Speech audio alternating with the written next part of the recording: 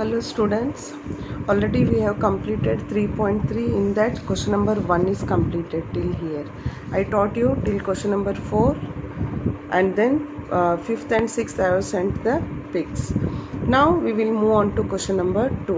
Question number 2 is solve 2x plus 3y is equal to 11, 2x minus 4y is equal to minus 24.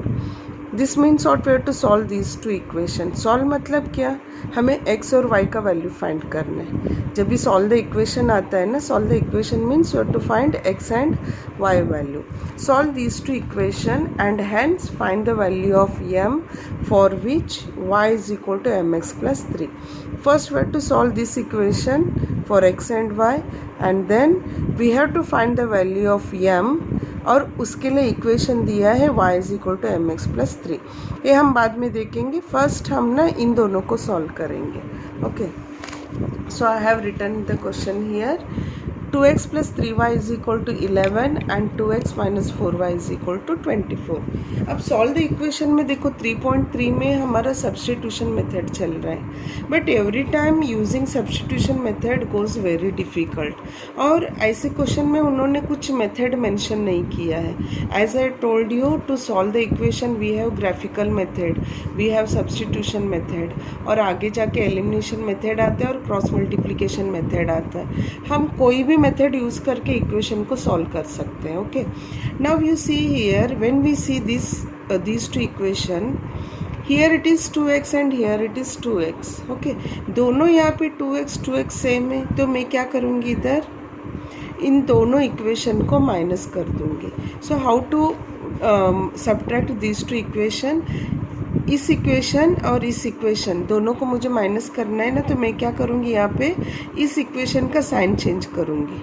Plus है तो minus, already you know हमने arithmetic progression में ये सब use किया है, और आगे जाके यही मेथड एलिमिनेशन मेथड करके आएगा. Okay, so I am changing here sine. Plus है तो माइनस, माइनस है तो प्लस, देन माइनस है तो plus.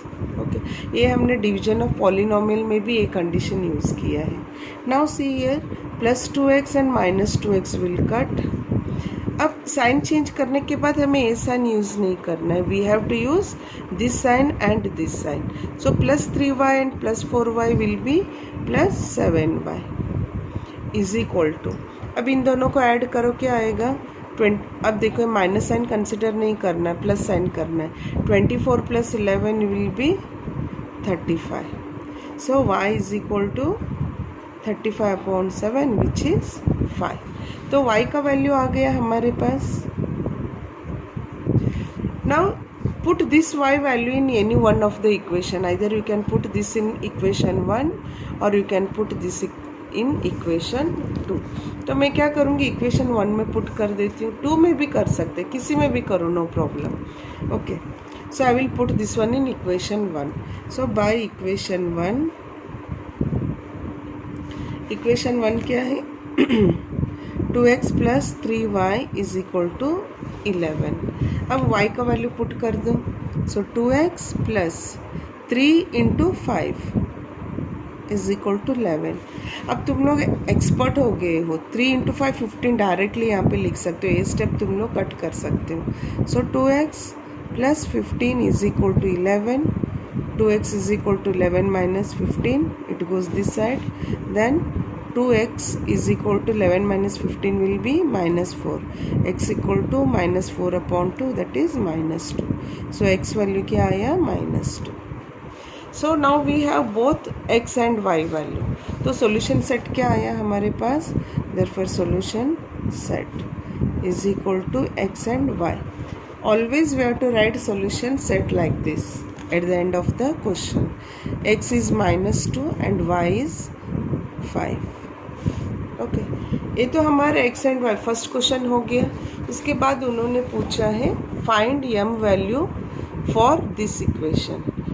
To find m value for this equation means already हमारे पास x का वैल्यू है, y का वैल्यू है c.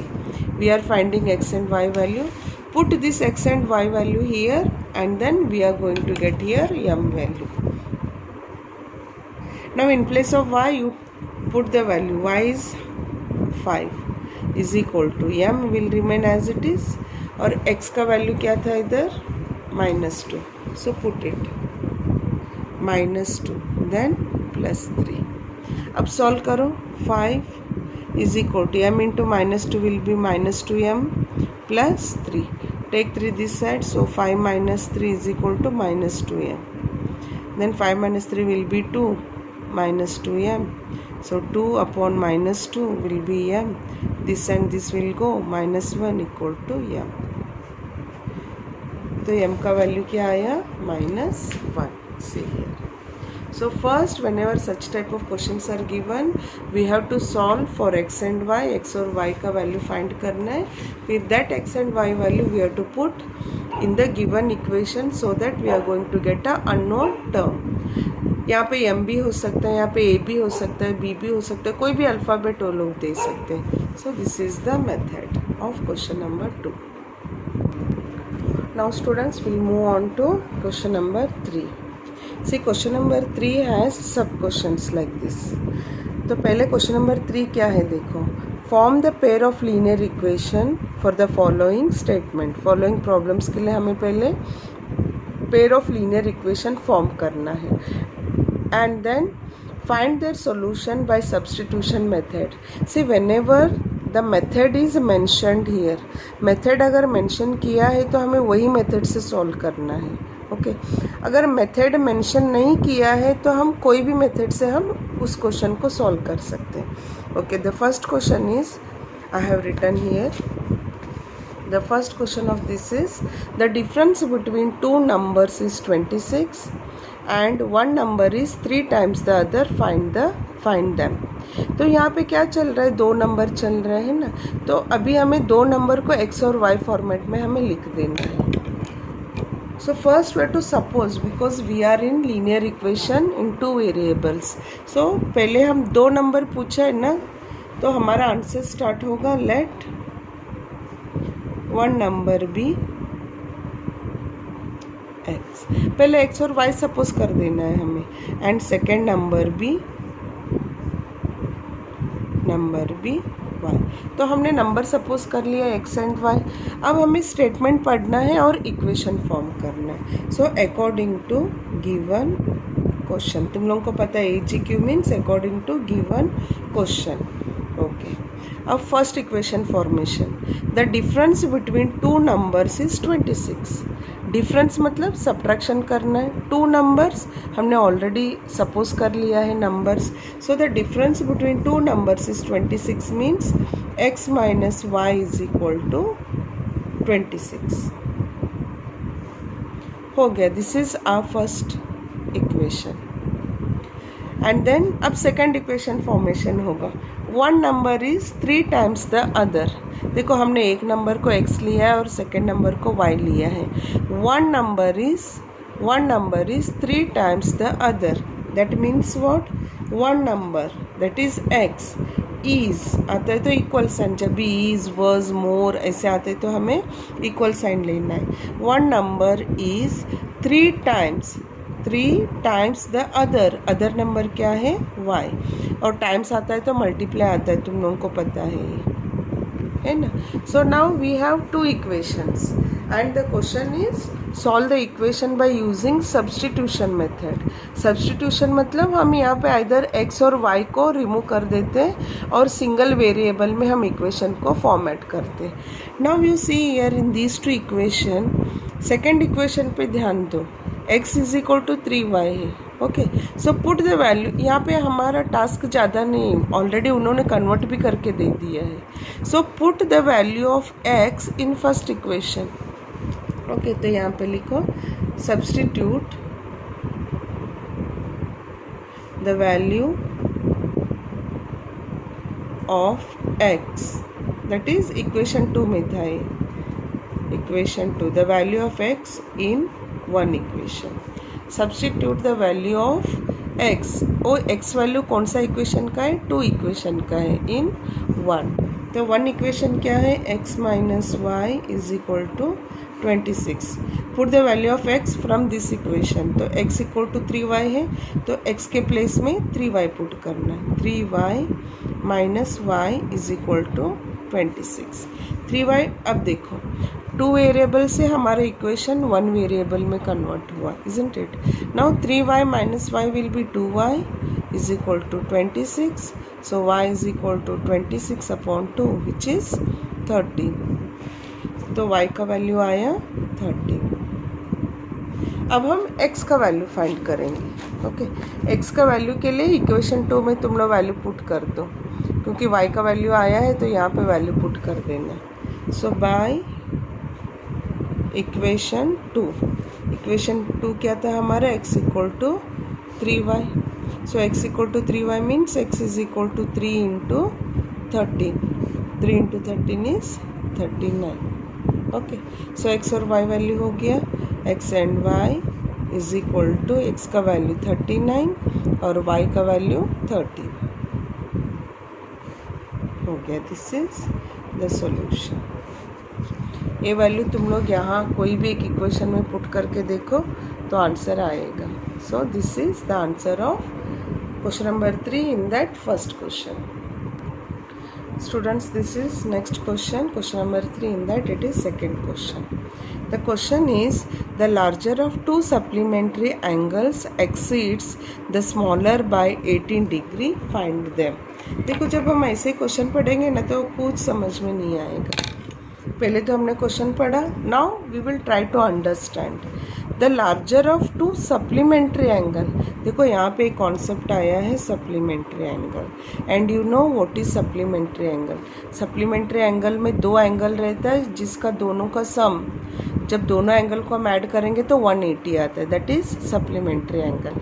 अगर दो एंगल उसको हम प्लस करके 90 आ गया तो उसको हम बोलते हैं complementary angle. We studied this one in 7th standard.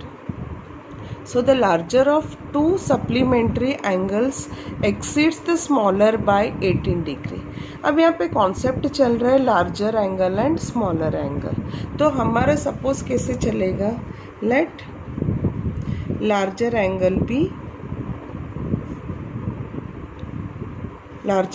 B x.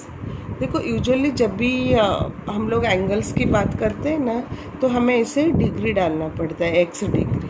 But x degree डालने से ना कैलकुलेशन में बहुत खिचखिच लगेगा. So we are not putting the degree symbol here. डालोगे तो भी चलेगा, नहीं डालोगे तो भी चलेगा. Okay, let the larger angle be x degree and smaller angle, क्योंकि हमारे क्वेश्चन में लार्जर और स्मॉलर का कॉन्सेप्ट है. Smaller angle be y. Okay, पहले ना तुम लोग थोड़ा सा सप्लीमेंट्री एंगल्स के आइडिया ले लो. See here I have two angles, this is 120 and this is 60. This is larger angle and this is smaller angle.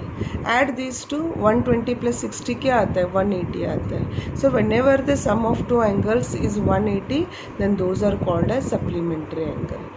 और यहाँ पे हमेशा एक एंगल अक्यूट रहेगा तो एक एंगल ऑब्ट्यूस रहता है. Suppose I am drawing here 80 degree.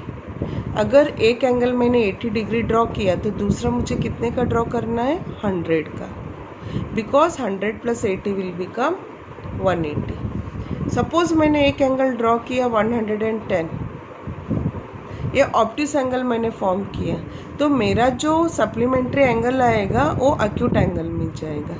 देखो 110 है, मुझे दोनों का सम 180 करना है, so this one will become 70. See one obtuse then another one is acute. Acute है तो obtuse. This is the concept of supplementary angle. Now here I have taken larger angle bx and smaller angle by. अब मुझे पता है supplementary angle है. Okay, तो according to given question यहाँ पे जो स्टेटमेंट दिया है वो खाली एक इक्वेशन का है और इस सप्लीमेंट्री वर्ड से हमें दूसरा इक्वेशन फॉर्म करना है. According to given question I know that these two angles are forming supplementary angle. So x plus y is equal to 180. So this is my first equation. अब second equation हम statement पढ़ेंगे. The larger of supplementary angle exceeds. Larger मैंने कौन सा लिया है, x लिया है. So x एक्सीड्स ऐसे कुछ सेंटेंस आता है तो मुझे इक्वल डालना है, और एक्सीड्स मीन्स मोर, एक्सीड्स मतलब ज़्यादा है. Okay, the larger angle exceeds smaller by 18. बड़ा एंगल छोटे एंगल से 18 डिग्री मोर है. So the larger angle exceeds smaller angle is y. By कितना है, बाय 18. एक्सीड मतलब plus, by 18 degree. The larger angle exceeds the smaller by 18. So this is the formation of second equation. अब देखो again यहाँ पे x ना y के formation में दे दिया है, तो कुछ हमें कन्वर्ट करने की ज़रूरत ही नहीं है. Directly put the value of x in equation 1. Putting या सब्सटीट्यूटिंग, कोई भी वर्ड यूज़ कर सकते हो तुम लोग. Putting the value of x, और वैल्यू ऑफ x हम कौन सा इक्वेशन ले रहे हैं, इक्वेशन 2. इक्वेशन 2 में जो वैल्यू ऑफ x है उसको हम इक्वेशन 1 में डाल रहे हैं. So putting the value of x that is of equation 2 in equation 1. तो क्या आएगा, पहले मैं इक्वेशन 1 लिखूंगी, x plus y is equal to 180. Okay, so now put the value of x value is y plus 18, so y plus 18, and then this y will remain as it is equal to 180. Now just a calculation, 2y is equal to 180 minus 18 इधर जाएगा तो minus, so 2y is equal to, अभी minus करो 180 minus 10 70, तो 162 आएगा. Subtraction you do by yourself. So y is equal to 162 upon 2.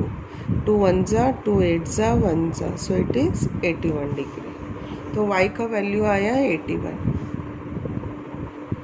अब सोचो एक एंगल सप्लीमेंट्री एंगल में 81 आया, दैट इज अक्यूट एंगल. तो दूसरा एंगल x वैल्यू क्या हो सकता है, whether I am getting acute angle or obtuse angle. See, whenever we have supplementary angle, अगर एक acute आता है तो दूसरा obtuse ही आएगा. अगर नहीं आया तुम लोगों का आंसर तो something you have done wrong. Okay, let us check what we are getting. मैं ना अभी सेकेंड इक्वेशन लेती हूँ और उसमें वैल्यू पुट कर देती हूँ. By equation 2. इक्वेशन 2 क्या था, x equal to y plus 18. So y का वैल्यू आ गया मेरे पास 81. So 81 plus 18. Just to add here, 8 plus 1 9 and 99.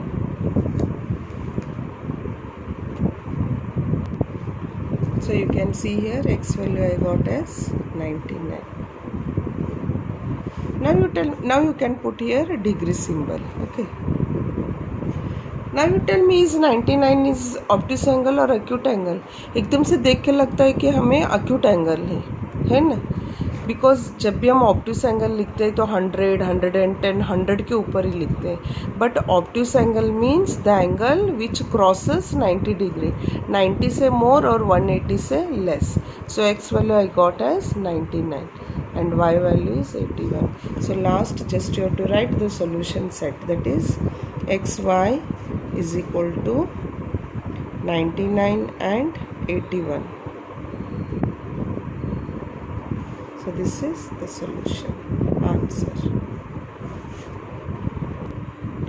Students, this is last question for this video. The question 3 is, the coach of cricket team buys 7 bats and 6 balls for rupees 3,800.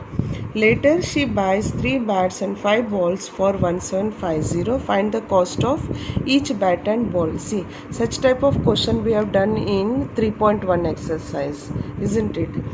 Now we have to suppose here, as it is given, find the cost of each bat and ball. तो यहाँ पे जैसे दिया है वैसे हम suppose कर लेंगे. हमारा स्टेप स्टार्ट होता है सपोज करना. Late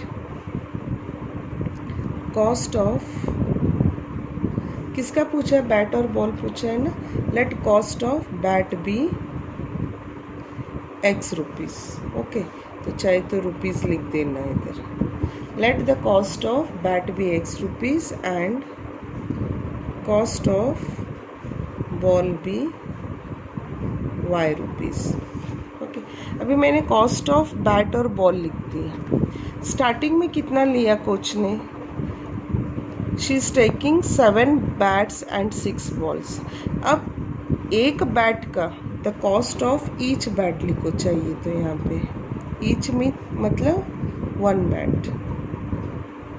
okay, see cost of 1 bat is X rupees, तो कॉस्ट ऑफ 7 बैट कितना होगा, सोचो, ऑलरेडी हमने किया है। सपोज अगर एक बैट का रेट समथिंग 100 रुपीज़ है, 1 बैट कॉस्ट 100 रुपीज़। ओके, अगर मैंने 5 बैट्स लिया तो मैं कितना पे करूँगी, 5 इंटू 100 दैट इज़ 500। अगर मैंने 7 बैट लिया तो मैं कितना पे करूँगी, 7 into 100 that is number of bats into cost of each bat हम करते हैं, तो I am paying here 700। Similarly cost of 1 bat कितना है, X है, और कितना बैट हमने खरीदा उधर, 7 बैट। देयरफॉर अब इक्वेशन फॉर्मेशन होगा AGQ according to given question. 7 bats का रेट कितना आएगा, 7x प्लस, हमेशा this amount and number multiply होता है। एंड 6 बॉल्स, 1 बॉल का रेट y है, तो 6 बॉल्स का कितना आएगा, 6y is equal to how much, total amount is given 3800। Okay, so this one will become now first equation. अब सेकेंड इक्वेशन, यहाँ दूसरा स्टेटमेंट देखो, she buys 3 bats and 5 balls, same basis पे 1 bat cost is X, then 3 bat will be 3x plus 1 ball cost is Y, then 5 ball cost is 5y is equal to how much rupees total, 1750. So this is second equation. Now we have to solve this one by substitution method, क्योंकि mention किया है, but as I told you अभी मुझे 2 method सिखाना बाकी है। Graphical method done which is little bit tougher, substitution method भी कोई कोई क्वेश्चन में इजी रहता है और कोई कोई क्वेश्चन में टफ बन जाता है। और इसके आगे मैं सिखाऊंगी elimination method. I found elimination method is very easy method to solve the equation. Okay, now already I taught you substitution method how to do. Now this question is left to you. इसका solution का pic मैं भेज देती हूँ, but you solve this one by yourself. Okay, so today I will end my class with this last question 3. So students, please keep practicing. Thank you.